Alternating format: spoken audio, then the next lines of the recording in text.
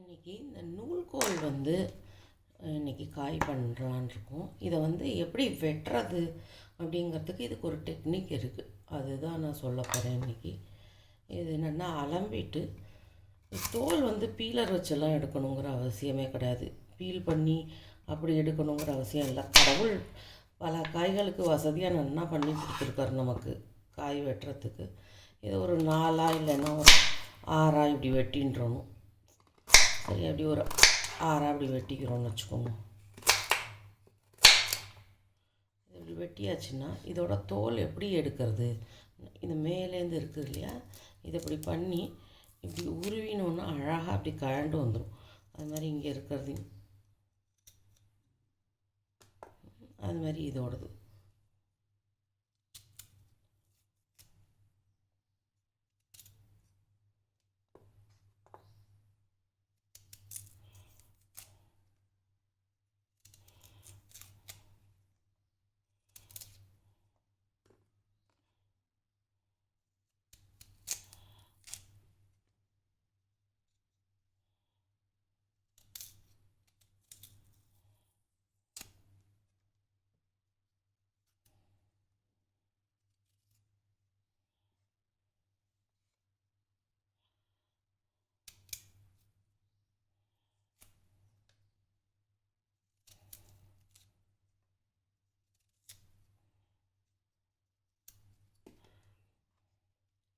இதை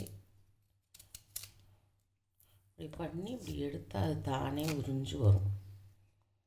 camera position சரியாக இல்லை, அதனால கஷ்டமாக இருக்குது. இது எவ்வளோ அழகாக பீலாக எடுத்து போகிறோம். அதே மாதிரி நெக்ஸ்ட்டு காய் இந்த மேலே கீழே மட்டும்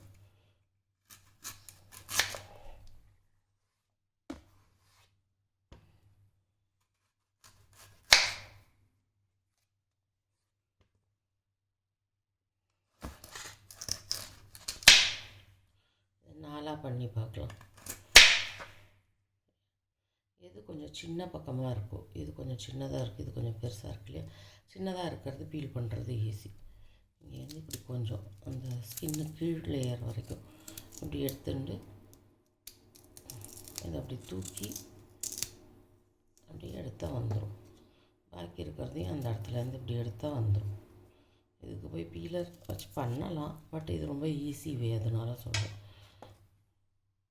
இப்போ இதில் எது இப்போ சின்னதாக இருக்குதுன்னா இந்த பக்கம் சின்னதாக இருக்குது. ஸோ இந்த பக்கம்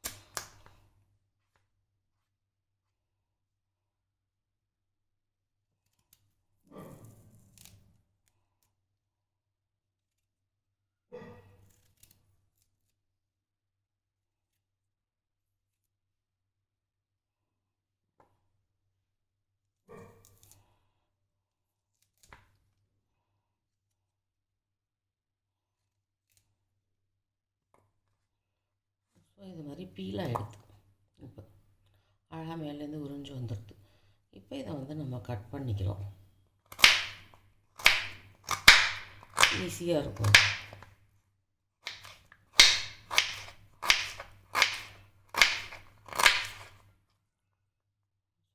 இப்படி தான் நூல்கோல் கட் பண்ணுறது. ஓகேவா?